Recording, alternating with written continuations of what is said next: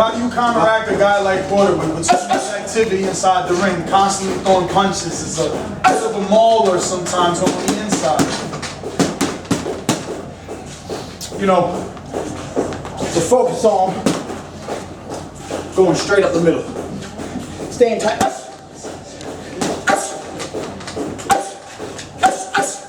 Staying real tight. Short. Little combinations. Keep them on the outside. Defensive movement.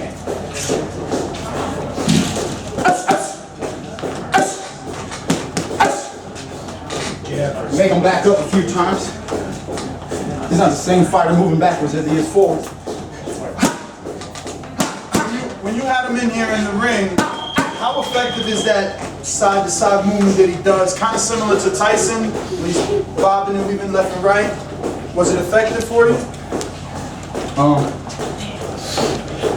It's very non-effective for me. Oh, really? You'll see in the fight, but one of my sparring partners does the same exact movement, and he's unsuccessful with it every time.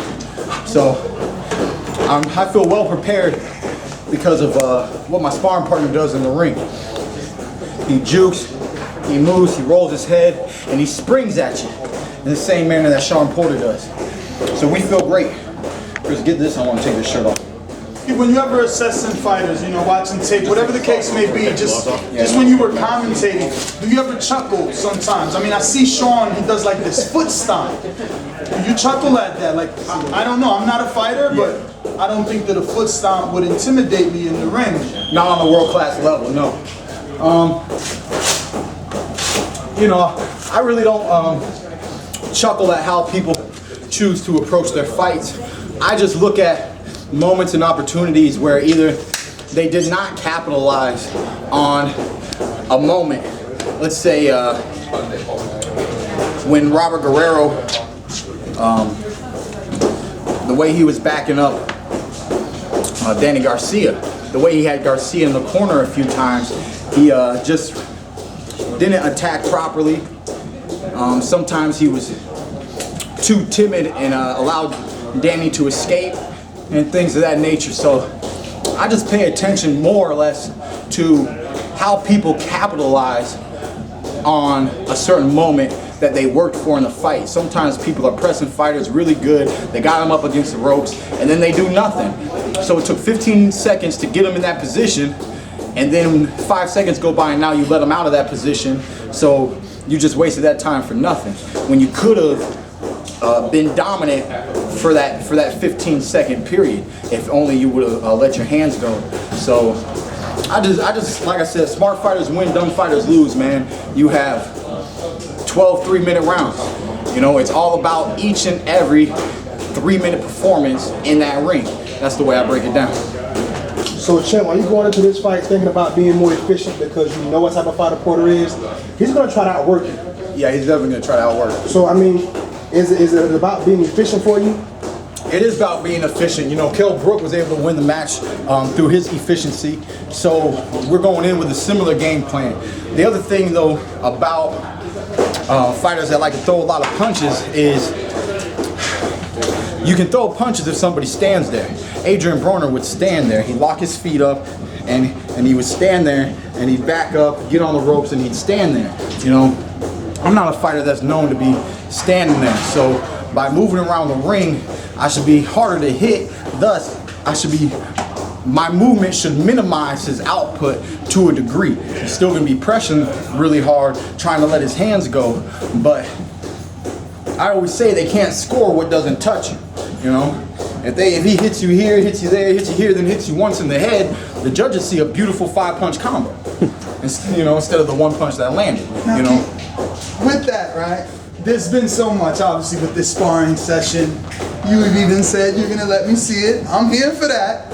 But from there came the runtime thing. And you're speaking of defense and not being there the way that Broner was. Yeah. How do you not, I guess, how does the public not receive it as just running? Does the public pick up my paycheck? Do they sign my paycheck? Do they cash my paycheck? Does the public sweat like I do? Work like I do? Do they have my dream? Do they have my vision? You know, you have to love and respect the public, and then you have to disregard them at the same time. You know, first off, understand the sport that you are watching. It is boxing. The definition of boxing is to hit and not get hit. The real art of boxing is being a circle fighter, okay? Because fans want to see fighters. Fighters move in a straight line. Circle fighters are true boxers who utilize the ring and the movement that makes it difficult for a straightforward fighter to attack. You can't go straight in to a circle. You can go straight into a wall. You can't go straight into a circle. They're gonna carry you. And then this is why you see certain fighters do this. They do this when they're following. You know, Shawn Porter is more intelligent than that. He's not simply gonna be following, he's gonna be cutting off the ring and constantly reapplying the pressure. But that's part of the match, that's part of the sport, that's part of the fun.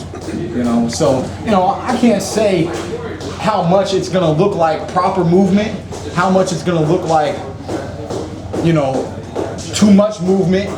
Too much movement is when they say someone's running away, you know?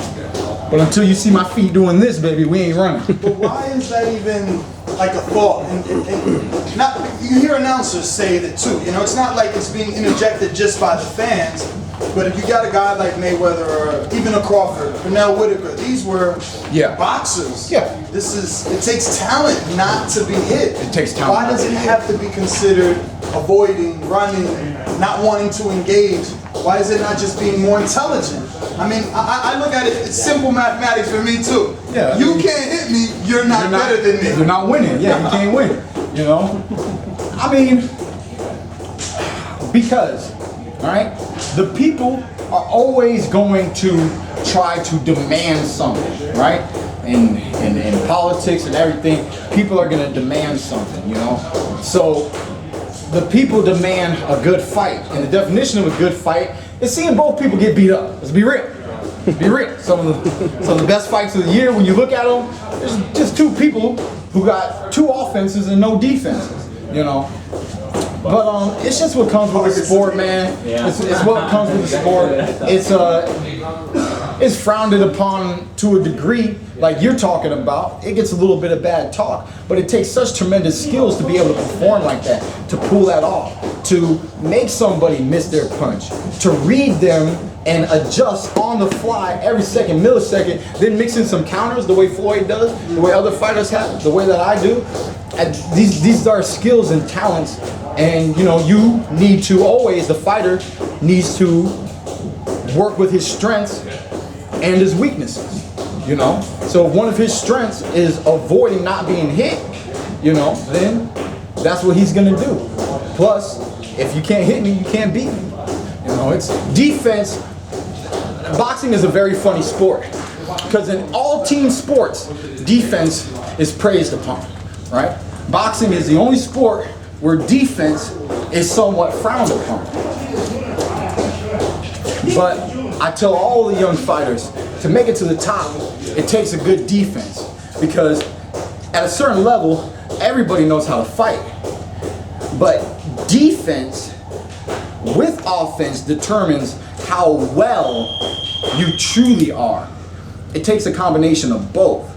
You must, to be at this level, bring in a high quality defense to stay at the top. You know, I mean, Mike Tyson, great offensive fighter. The lack of defense is what pulled him down in the long run.